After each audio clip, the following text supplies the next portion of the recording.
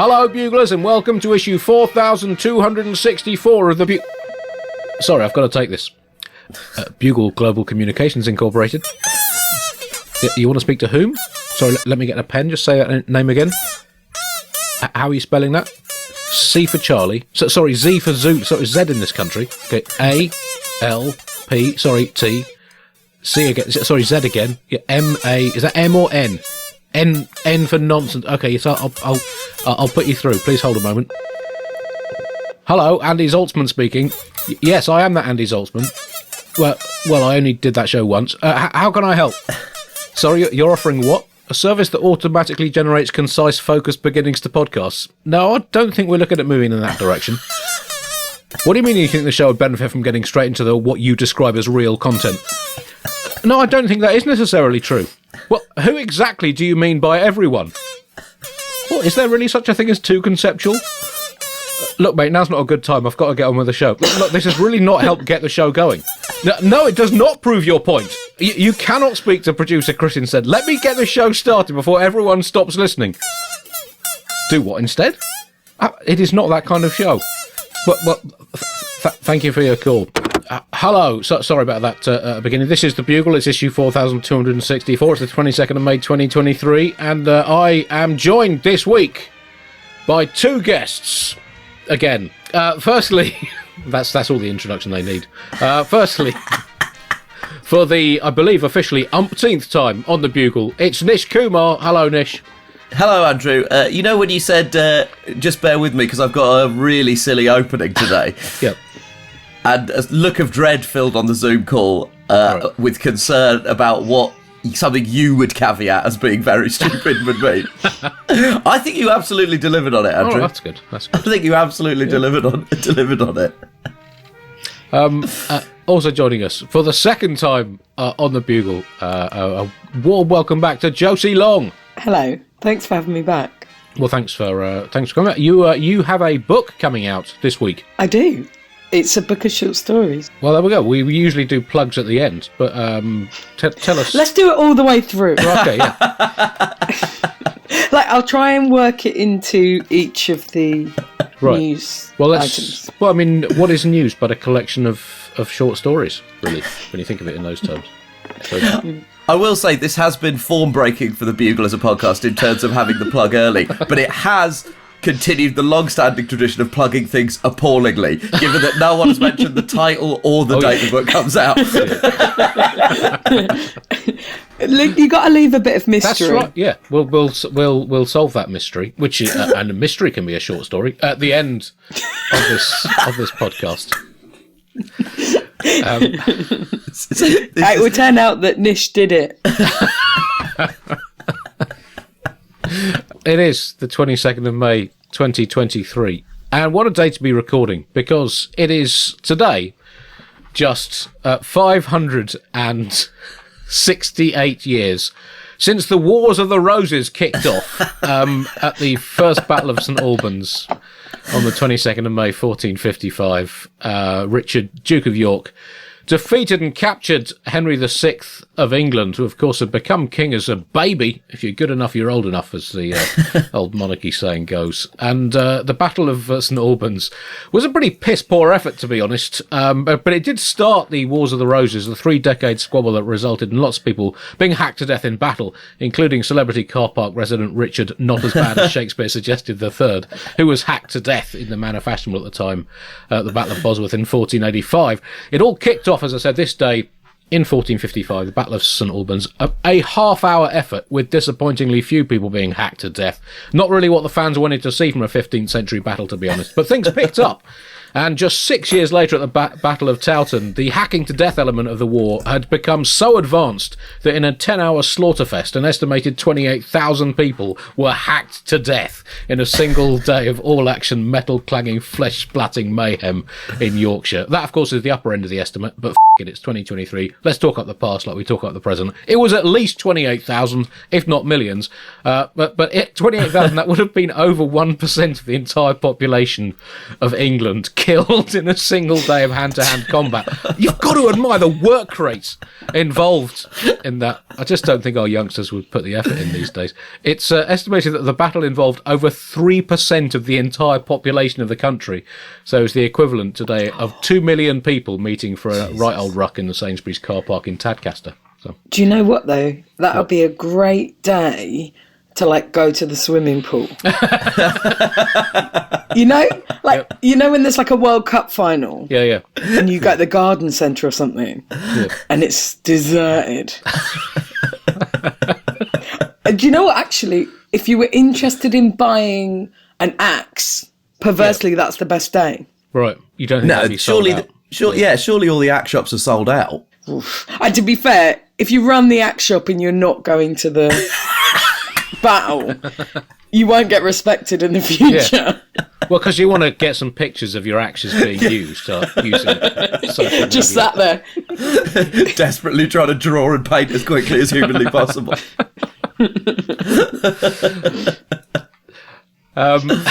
As always, a section of the Bugle is going straight in the bin. This week, a patents or patent section, whichever you want to call it, we're also linked to anniversaries. In 1849, Abraham Lincoln was issued a patent for an invention to lift boats up, making him apparently the only American president ever to hold a patent. And in 1906, the Wright brothers were given a patent for their so-called flying machine. So to commemorate these historic moments, we look at some of the most exciting current patents pending, waiting for clearance before they are unleashed on the market, including the Stroptech Tantrum helmet. In today's angry, highly strung, conflictional world, we all like to wobble out every now and again, and the patent-pending Stroptech Tantrum helmet is 99% soundproof, vacuum enclosed, with extra oxygen pumped in for peak rant endurance, and is set to be the must-have Fury Tech accessory in the second half of this decade, with its one-way mirrored surface to give you facial privacy whilst ranting incandescently about the universe. The Tantrum helmet also offers reassuring validation of any opinions expressed in your tantrum, no matter how fruitily worded or socially unacceptable, with a range of thumbs up and smiley-faced emojis projected directly into your eyeballs, recommended for use by inhabitants of all known inhabitable planets. And also the Productivision anti-sleep chair, which comes with a built-in wasp's nest. It's their latest corporate efficiency aid, patent pending on that as well, which of course previous efforts have included the bladder wascelerator, which claims to reduce the time taken for office workers to urinate by an average of 12.7 seconds per was, which could save the average office-based company up to £364 million over just 4,000 years, although the warranty only lasts for 2 years. So that patent section is in the bin. Didn't Bladder Wascelerator play for the England cricket team in the early 20th century? I think he might have done, yeah. I'll check my stats.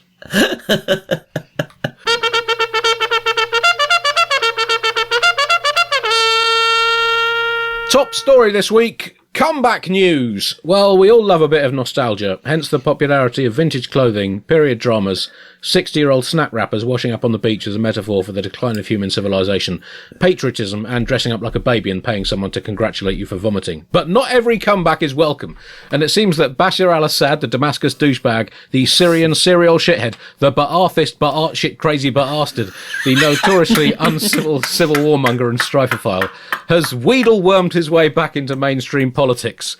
The I'm Sexy and I Know It fan appeared at the Arab League summit in Saudi Arabia and even told his fellow leaguers that he hoped his Elvis-style comeback would herald a new era of peace. Now, I know, Nish and Josie, you're both massive fans of the concept of peace. I mean, how do you feel to see Bashar al-Assad suddenly jumping on the peaceful bandwagon after all these years? Well, listen, it's a multi-level disappointment. Obviously, it's a disappointment to see Assad be welcomed back into the international fold, but it's a double disappointment that he didn't go full Elvis and do it in a black leather suit with his name spelled out in red lights behind him.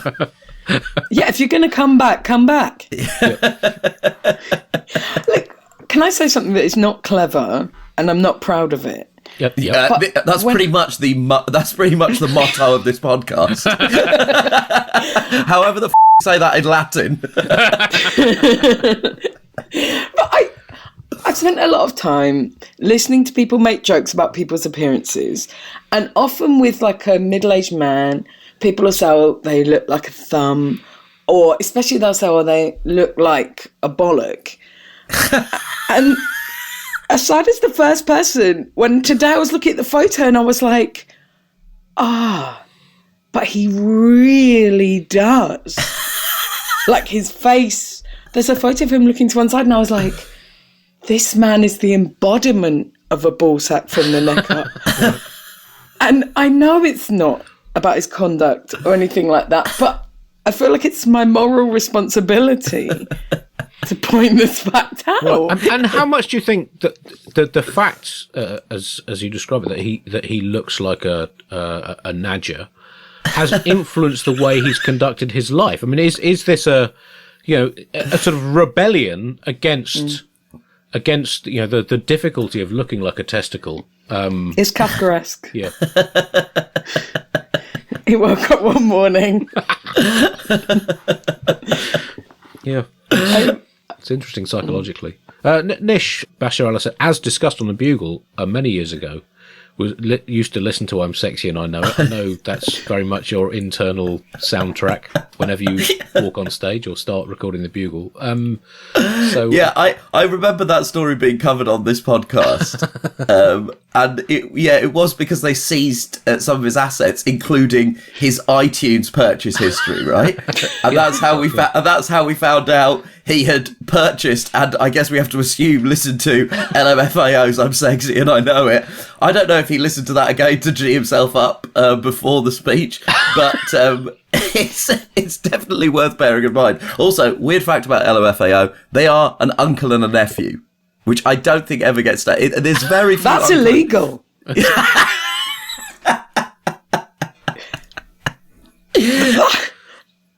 I feel retrospectively disgusted that I enjoyed that song. Yeah, it's definitely very, very strange.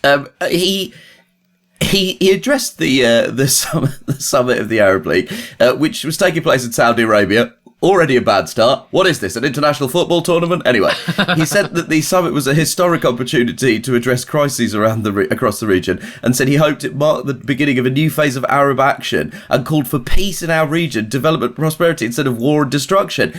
And it is a very strange thing. I guess when you start making these speeches, you got to start with your first audience, which is yourself. So maybe this was a really profound moment of self-reflection from Assad. He also said that it was important to leave internal affairs to the country's people as they were best able to manage their own affairs. Which, again, is he talking to himself? Because I'm pretty sure he wasn't too worried about foreign interference when he was allowing Vladimir Putin to arm him so he could bomb his own people. This is a pretty extraordinary piece of, I guess, historic amnesia from the League. There were various protests in Syria, and some of the protest signs said Syria cannot be represented by Assad the criminal.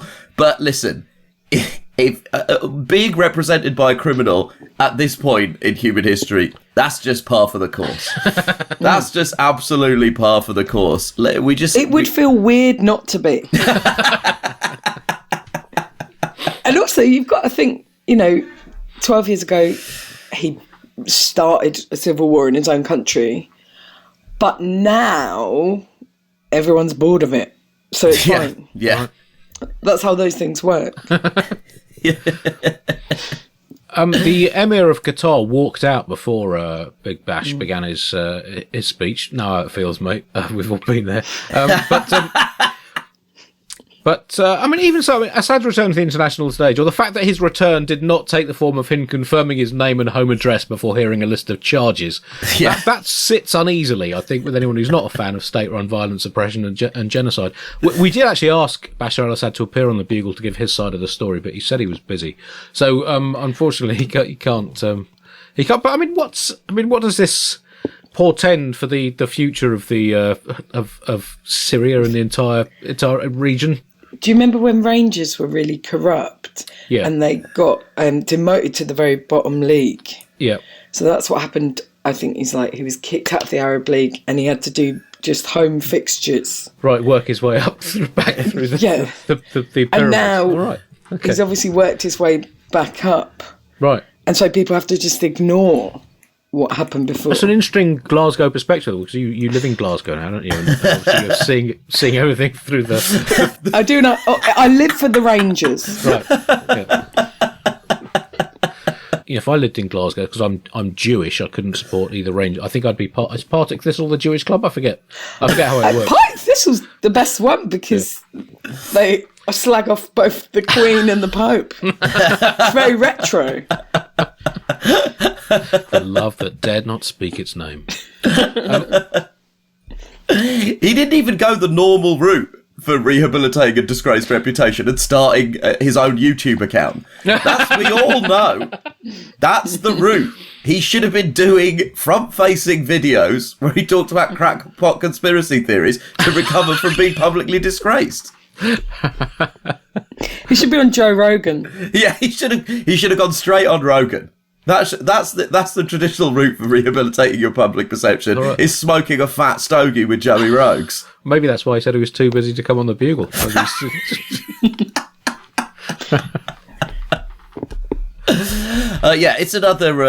It's another sad day in the history of international relations. It is, but I am so eternally in awe of Syrian people and the fact that they continue after 12 years of like brutal civil war to be so kind of just indomitable. That's a word that I only read and it's very hard to say. Yeah.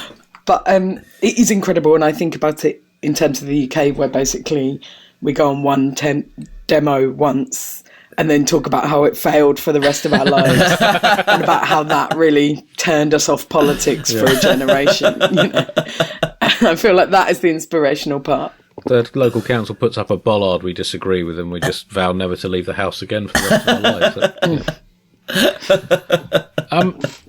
But it wasn't just Assad speaking at the Arab League. Aside from some excellent football banter between the leaders about whose sports washing efforts are winning most silverware, and some fun golf chat about which professional golfers are particularly enjoying the war in Yemen, the league also hosted Ukraine leader Volodymyr Zelenskyy, and Zelenskyy accused Arab leaders and other leaders around the world of turning a blind eye to Russia's invasion and human rights atrocities. I do think Zelenskyy is wrong on this. I don't think it's a question of turning a blind eye. I don't think any of the leaders he pinpointed, Arab or otherwise, who've given active or tacit support for Putin in the last 15 months, have turned a blind eye. I think they looked at the situation with perfectly functioning eyes and decided, yep, we'll just let that slide. So it's not. I don't think it's a question of blind eye-ness. Is that a term? It is now. It's also a big swing to accuse people of having turned a blind eye at a conference hosted by Mohammed bin Salman, a man who turned a blind eye to himself ordering a journalist to be chopped up and put in a bin. Like, bin Salman, I mean, that guy turns like peak era Zinedine Zidane. who he probably would have signed.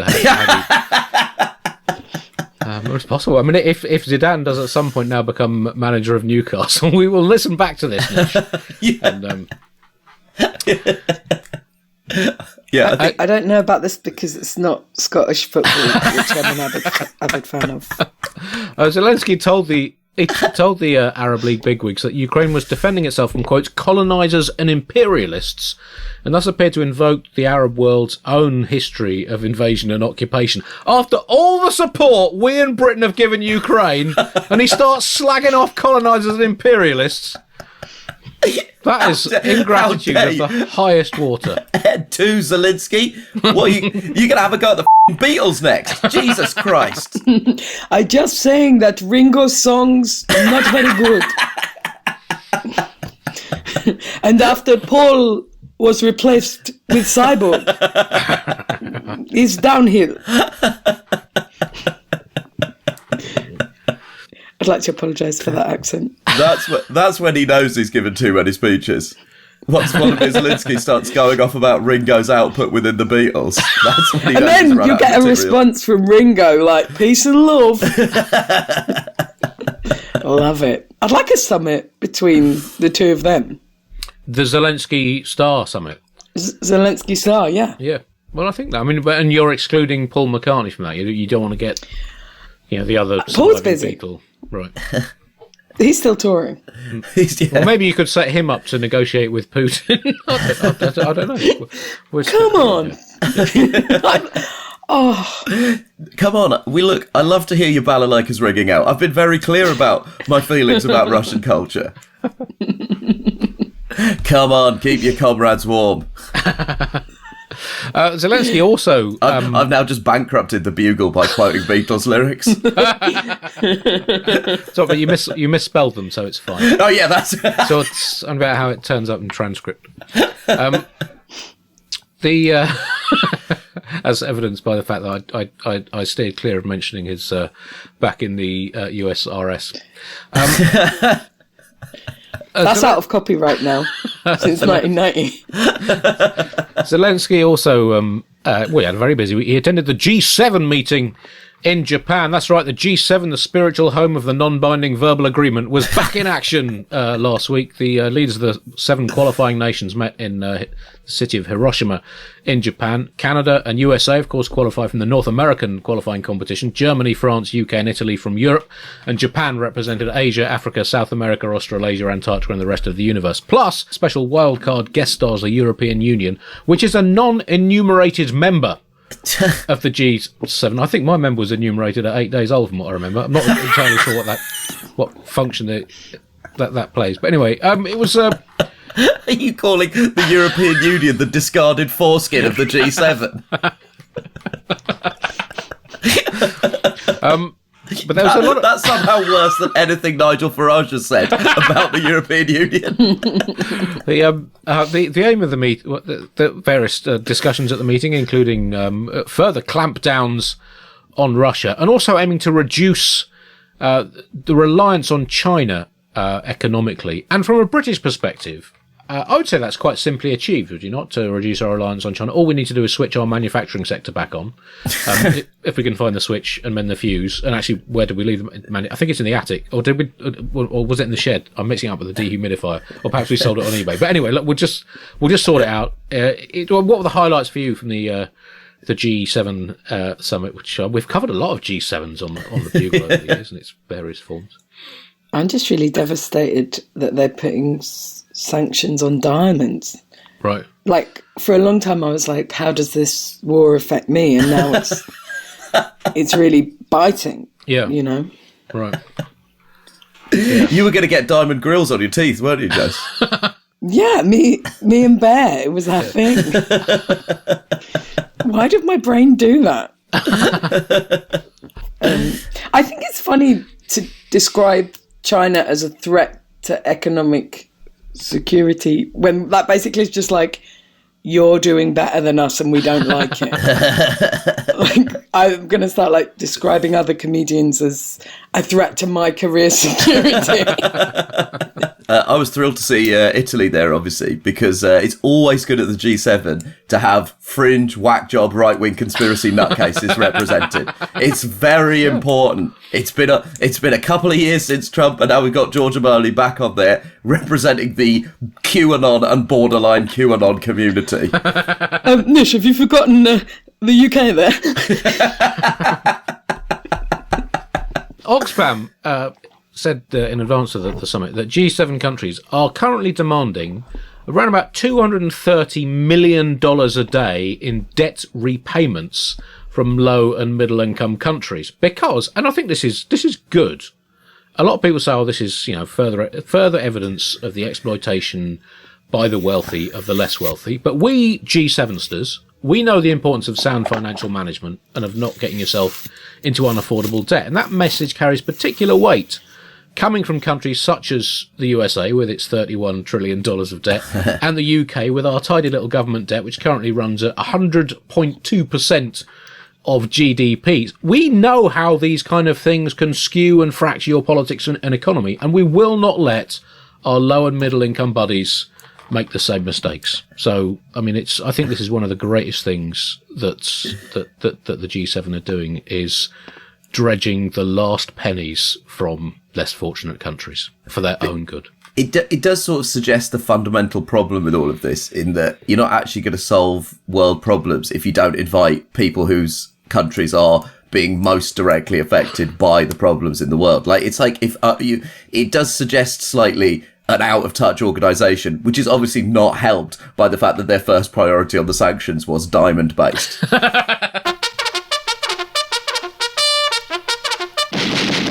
Britain news now, and the Home Secretary, Suella Braverman, to give her full title, the bafflingly appointed, then reappointed, and still in post Home Secretary, Suella Braverman, is once again in the news. This time, it's been alleged that Braverman, having received a speeding ticket, which is not a big deal in the grand political scheme of political things, then asked civil servants to sort out a private driving awareness course, rather than having to do a standard course with members of the voting public. According to the Times newspaper, which ran the story, officials refused the request to become involved in her personal affairs after taking advice from the Cabinet Office Propriety and Ethics team.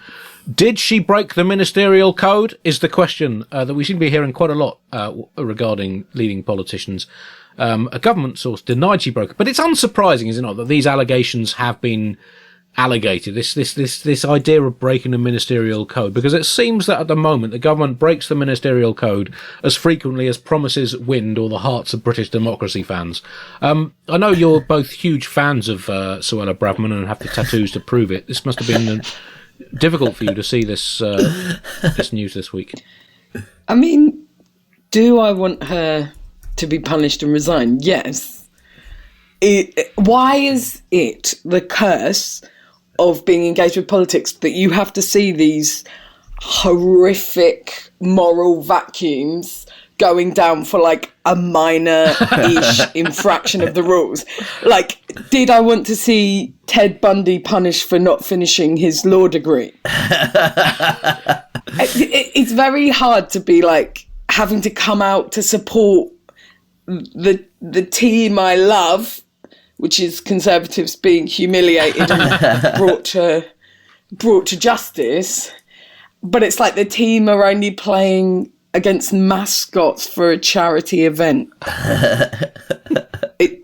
I'm trying to do sports metaphors for you both. Oh, no, I do appreciate that, Josie. I know that's not necessarily your natural MO. I appreciate the fact that you're doing that for me. Well, I'm touched. Yeah, I mean, it is a kind of bizarre and slightly sort of technical thing, but a senior civil servant interviewed on the BBC said these actions are reported to be, quotes, a real lapse of judgment, which at least, Nish, is a step forward from Braverman's normal lapses of judgment, which are pretend performative lapses of judgment, which drive her policy. So, I mean, is this a sign that things are getting better? Well, I don't know if it's things getting better so much as it is absolute consistency, which we often castigate politicians for lacking. We often say they're inconsistent with their expression of their values. But breaking the ministerial code is the most consistent thing Suella Braverman has done. It's her thing. It's her thing. She had to leave the job that she currently holds previously because she'd sent an official document from her personal email, which is obviously a serious breach of a number of different laws and regulations. But then within 6 days, she was back in the same job after Rishi Sunak decided that it would be better to have somebody who'd just been sacked from the job in post for his own sort of personal ambition. One of the cabinet ministers at the time gave an off-the-record briefing which described her as a joke who shouldn't be anywhere near high office. Unfortunately, that is the job description of this current iteration of the Conservative Party. It is very important that you are a joke who ends up being nowhere near high office.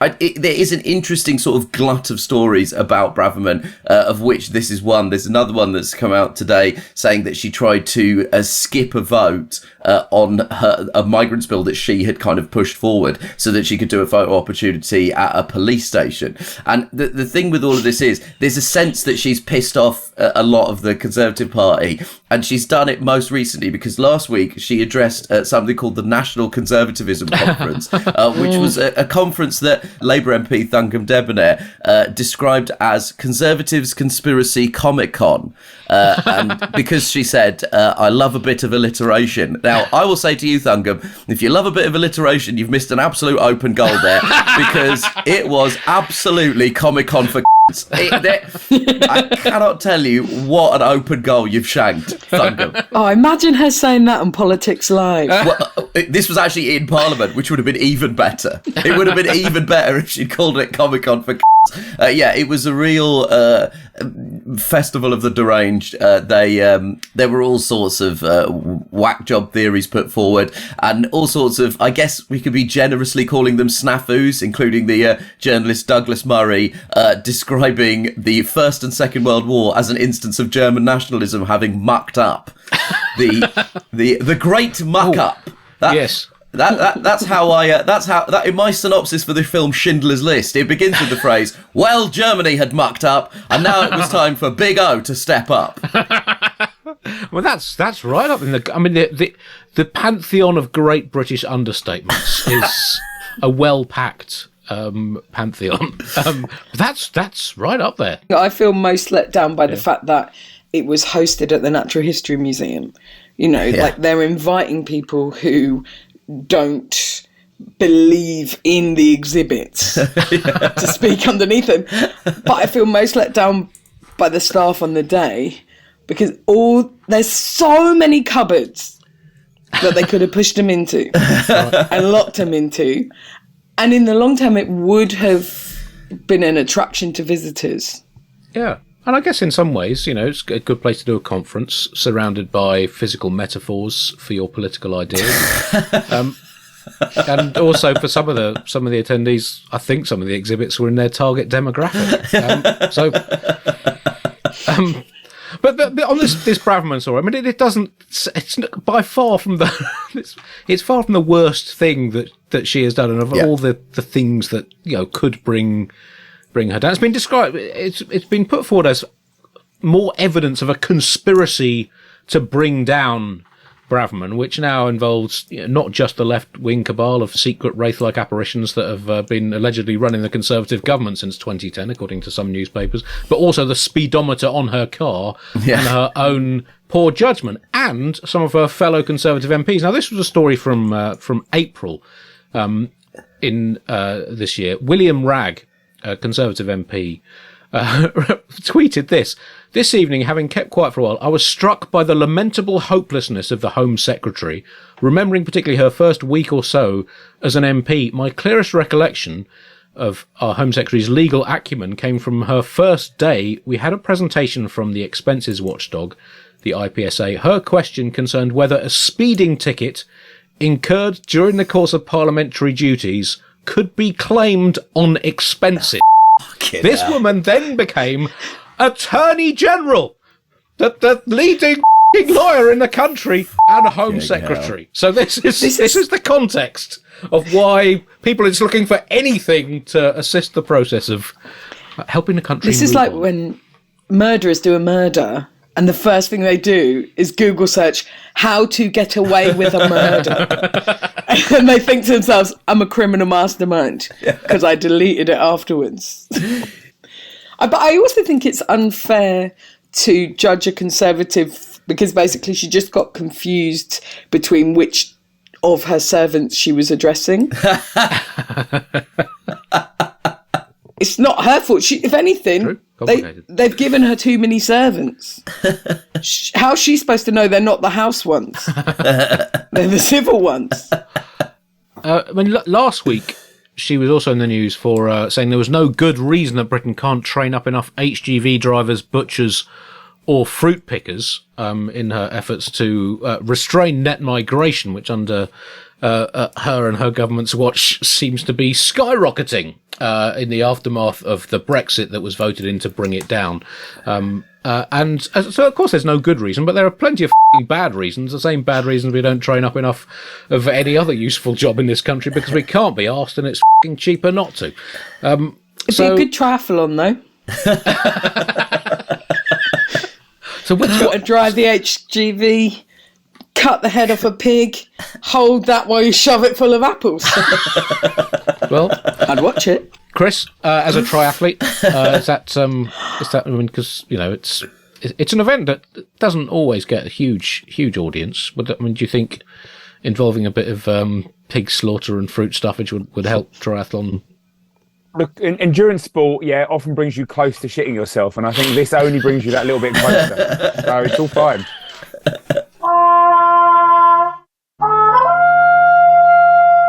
New York is sinking news now, and, well, this is bad news for the Big Apple. New research, and sentences that begin, new research, never end well these days, has shown that New York is sinking by up to 100 metres a year. It's actually only 1 to 2 millimeters a year, but that is within the up to 100 meter bracket. So again, let's talk it up. Why is New York sinking? Well, partly because it never sleeps, and poor sleeping patterns can really affect your overall health. But also, it's possibly because of the woke. But largely, it's because its skyscrapers are so heavy that the city is plummeting at breakneck speed towards the Earth's merciless molten core. And if it carries on sinking at the current rate of 1 to 2 millimeters a year, it will drill through the centre of the planet and emerge in the Indian Ocean about 1,000 miles off the coast of Western Australia in just 640 million years' time. This is obviously a huge concern for those who have long-term property leases in New York, that they might end up in the Indian Ocean in, well under 1 billion years from now. But I mean, it's got to be a bit of a concern when your skyscrapers are sinking the entire city. I worry that there's no way to de-incentivize the building of them. Yeah. Because if I was building a very high building and somebody says to me, well, what's happening is this is sinking into the sea, my first reaction would be, build higher. Yes. You might as well say it's floating. Well, you couldn't even say that. Because if somebody said to me, New York is beginning to float into the air, my immediate reaction would be, build higher. The researchers size-shamed celebrity skyscrapers, including the Empire State Building, the new One World Trade Center, the Chrysler Building, and the Trump Tower, which actually weighs as much as all the other Manhattan cloud botherers combined due to the inescapable gravitational mass of pure darkness within. But, I mean, Nish, this is a worry for all human, well, not just cities, but I mean, even villages. You think, that the weight of a house could, it seems, fracture the Earth's crust these days, because everyone is just so oversensitive, even the planet Earth itself. I'll tell you who it's a huge worry for. It's a huge worry for the Ninja Turtles. Those guys already live below ground in New York. So, I mean, I'm concerned for sewage flooding. But yeah, it's also, is it possible that Manhattan can no longer house the offices of Fox News? Because the presenters have become so thick, trying to cause a drag on the entire landmass. Have we considered that as a possibility that needs to be explored? Well, we have now. But yeah. Is there only hope? Because what they're doing is manufacturing so much hot air that eventually it will lift it up. They just won't be able to control the direction. So we're going to have to somehow tether Manhattan Island.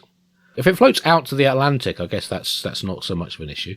But if it floats inland, could land in New Jersey, it would be absolute in Hindenburg all over again, wouldn't it? I'll tell you what, though, we'll be in for a hell of a Bruce Springsteen album. I just really like that the guy doing the research is a geophysicist, and he's got such a physicist's brain on it that he was like, if you get repeated exposure to seawater, you can corrode the steel and destabilise buildings, which you clearly don't want. And then there's an afterthought. Flooding also kills people, which is, I guess, probably the greatest concern. Like, he doesn't care about that. He's not interested. Yeah.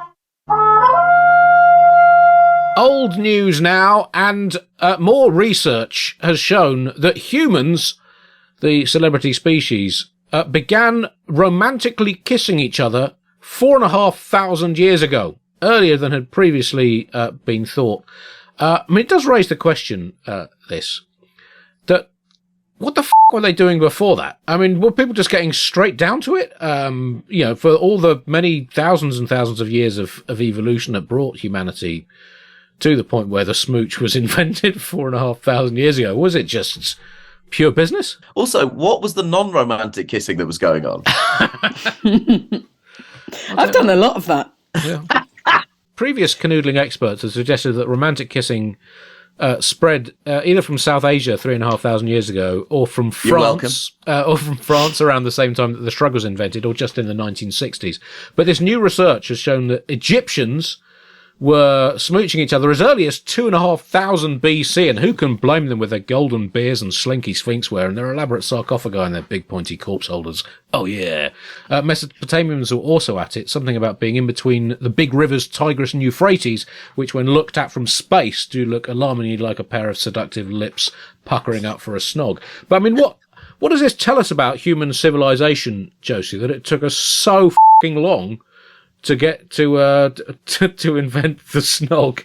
Well, I was just excited because they were able to update their knowledge because they found ancient Mesopotamian texts that said that a married woman had come close to being unfaithful after a kiss, and an unmarried woman was vowing to avoid kissing and having sex. And that text was Grazia magazine. Right, wow. I guess that we also have to credit this as the invention of foreplay, because presumably, if they weren't doing romantic kissing, they weren't, warming up with some hand stuff. But I think there might have been something completely different that we don't know about, because it wasn't very good. My daughter, who is 4, invented a thing with her friend where they pulled down their pants and ran at each other's buttocks backwards. Right. And they called it a bum high five. Right. You say invented, but you obviously haven't studied the history of British private schools and the assorted sports that emerged therefrom in the 19th century, some of which became codified into the sports we know today, others which sadly lost to history. That brings us to the end of this week's Bugle. We hope you found it suitably illuminating and educational, as always. So, Josie, tell us more about the long-awaited book. It's called Because I Don't Know What You Mean and What You Don't.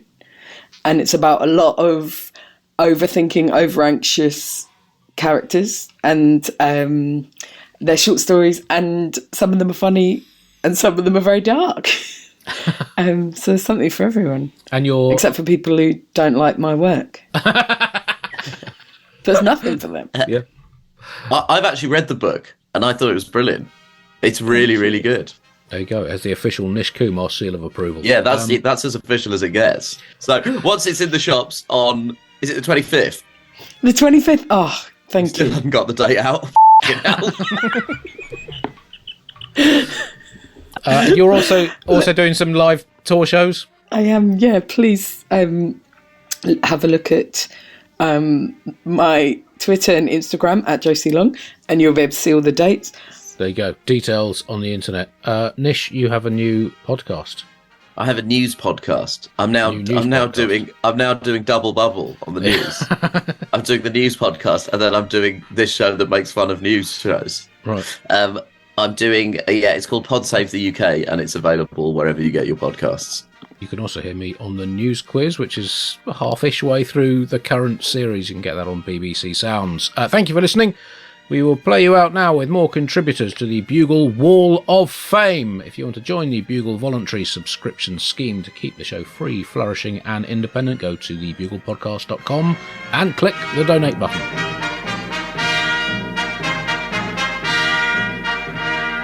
Our voluntary subscribers on the Wall of Fame this week have all developed computer simulations to find out what would happen if people and things from history did things that they didn't actually do, and vice versa. Drew Boning ran a computer simulation on large statues and discovered that if they came to life, the Colossus of Rhodes would ask the Statue of Liberty out on a date, but the Statue of Liberty would turn the Colossus down. Simon Cassell's computer simulation focused on what 15th century influencer Joan of Arc would have got up to if she had been around in the late 20th century. Perhaps due to a rogue algorithm, it suggested that Joan would have been a top 10 ranked tennis player who would have won the 1997 French Open, during which one of the commentators would have unwittingly said she was on fire. Derek Mead found that William Shakespeare, had he been around in the 1950s, would have written a mixture of film dramas about polar expeditions and Queen Victoria, advertising jingles for domestic goods, and reports on football matches in the West Midlands. Similarly but differently, Sam Bergman found that if Taylor Swift had been Jonathan Swift and vice versa, 18th century music would have been considerably livelier, and 21st century pop would have had more songs about eating babies.